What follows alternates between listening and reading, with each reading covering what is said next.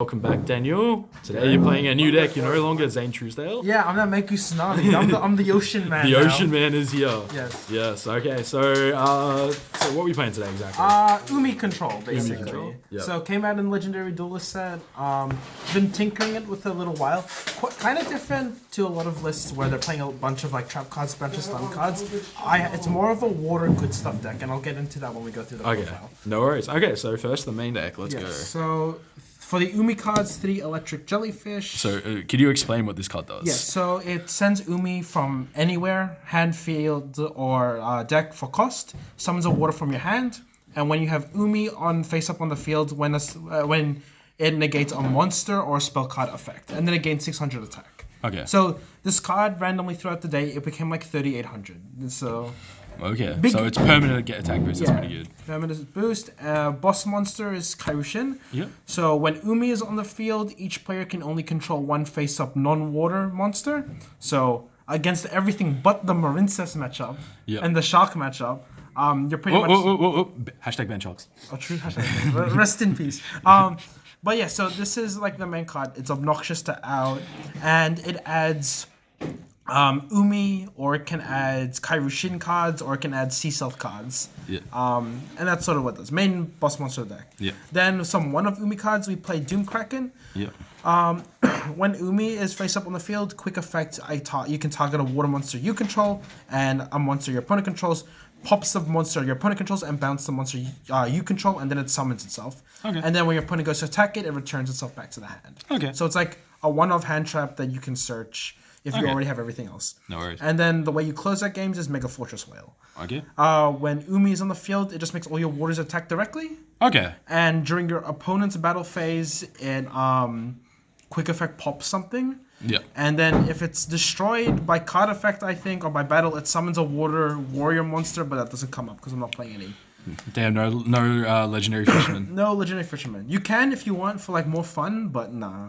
And then I'm playing Frostosaurus. Okay, this is a cool card. It's shiny. Yeah. It's more optimal to play a 5 or a 4, but it's shiny. Yeah, shiny.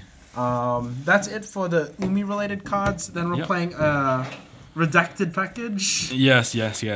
We don't mention this word for reasons. Yes. But basically, it's just, if you control water monsters, you just get a free rank 5, rank 3, rank 4. And with a legendary ocean, you can make stuff like Bahamut Shark as well. So really good as well. Another thing that my issue was this deck had no real way of grave recursion. Crystal Shark sort of solves that by being able to summon itself from grave every turn. So it's a body that comes back. And then we're playing some Ice Jade. So 2 Tremora, 1 Adrienne. Adrienne basically on summon adds an Ice Jade spell or trap. Yep. When it's targeted for battle by card effect, it can't be destroyed. Next time it will be destroyed, it's not, and it summons a water from hand and returns it back to the hand at the end of the turn. Okay. So it's like it punishes your opponent for trying to impermit. Yeah. You can then get out like a Kairushin and then proceed to play, or electric jellyfish and then play. So solid card there, and then Tremor because you can discard it to to special summon a water from your hand. Yep. And then lastly for the monsters, I play 3 Warrior of Atlantis because it adds a Legendary Ocean, and a Legendary Ocean is kind of important for this deck because it's Umi. Yeah. And also shiny. Yeah. It's just shiny cards. And then 1 Gamma Steel because we can search it. Okay. Spells, 3 Fishona. This is Rhoda for the deck. It's kind of cracked. So it adds all of the Umi monsters that I mentioned earlier. Yeah. And or it adds a normal monster. And then if you control Umi, it special summons a normal water monster. So it's sort of like Telly and Rhoda in one to a degree. And then we play 3 Legendary Ocean. That's because it is the best Umi target. It's searchable. Yeah. This deck needs Umi on the field in any capacity. And then with the shark stuff, because they drop to level 4s, you can make Bahamut Shark and Toad. Yeah. So you can do stuff where you're ending on like Kairushin, Bahamut Shark, and then a couple other things as well. Yeah. Then Triple Cradle. This is not once per turn. Kind of important. And it just adds Ice Jade cards. So it's just additional copies of all the Ice Jades. Yep. Double Flush Barrel Goods because I don't own 3. I'd probably play 3 if I own 3. But basically it sends this card. to the grave. And what this card does, when it's in the grave, you can banish it to dump a level 5 or higher water monster, then it adds a water from grave to hand. So it's essentially more copies of Rhoda, I guess. And the main effect actually came up for me.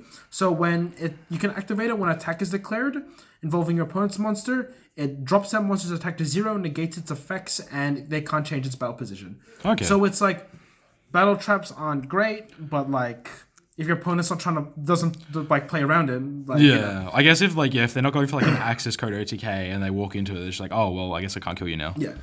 And then last spell is Sea Stealth 2.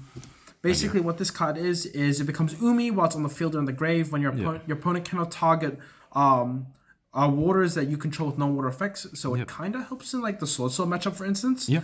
And then during the start of the battle phase, you can special summon a water from grave or hand, and then it gets destroyed at the end of the battle phase. Okay.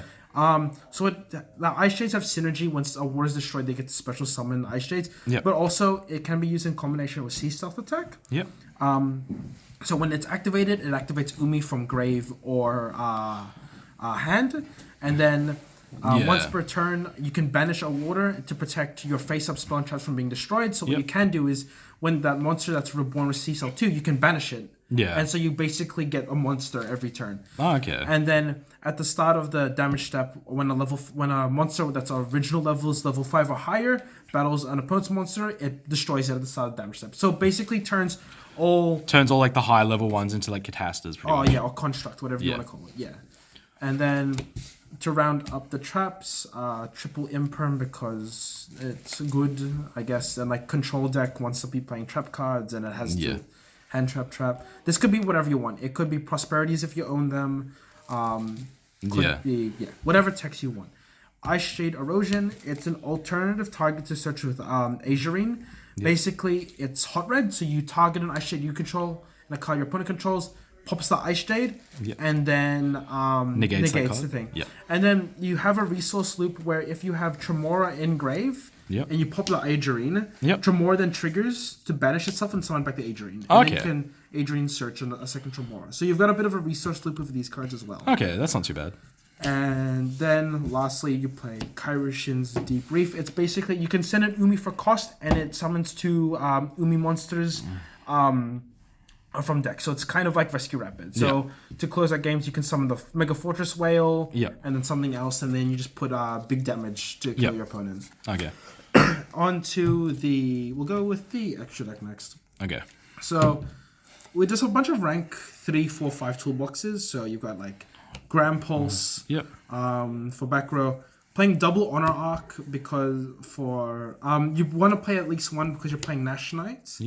And like this card is really good because it's quick effect version of this, non-targeting. I realistically want another one of these to be Nightmare Shark just so I have something to attack direct. It came up I was up against Punk, Synchro, whatever. And they were on like 900 life points. And if I just made the Nightmare Shark, I would have had game, but I lost that game because I couldn't. Also, it just helps making Zeus. Dweller is good. Bahamut and Toad is self-explanatory. Kragan is... Well, it has like negative synergy with Kairishin because it makes all your stuff waters. There's instances where you just like, in a simplified game state, popping your opponent's like, if your opponent's top decking, just popping their monster is enough to sort of like... Yeah, but sometimes like this plus like a Legendary Ocean can just like win you games because like messes up with your opponent's monster's levels. Yeah, exactly. So they can't synchro or like XC summon. And then lastly, Zeus for the Exceeds. Playing some generic water links. So Coral Anemone, it brings back Electric Jellyfish mainly. That's generally it. It's just a good water. I feel like if you're playing a water deck, you sort of do play this in most decks. Yeah, it's a nice card. Just like turn any 2 waters, then bring back one of the ones that you linked off. It's just more damage, I guess. Mr. Boy because like... I guess you can make you guys actually quite big with it. Yeah, exactly. With the Legendary Ocean and Kairishin, your monsters become like 20. Kairishin becomes like 26, something like that, 27. So quite substantial. But for the most part, the extra deck's pretty free. Like I'm playing on area as well. Like the effect where it dies actually came up, so I could search the Shark package and I could like have forward play. And then this because it's a Link for the boss that sort of like out to back row. This deck sort of struggles because there's no real way to deal with trap cards. And this sort of helps solve that to some degree. Yep.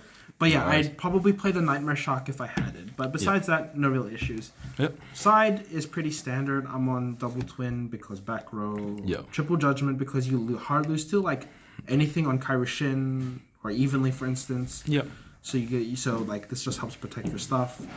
Dark Ruler is also good to help break boards because you just like Dark Ruler them, summon a Kairishin, and then their board disappears. Yeah. And then Gamma as well, just because so I can board into hand traps if I need to, and Gamma just felt safe. For me. Gamma's always just a good shout. So yeah, that's the list. No worries. Congratulations. Nice, thank you. Nice, cool deck. No worries. Yeah, cool. Thank you.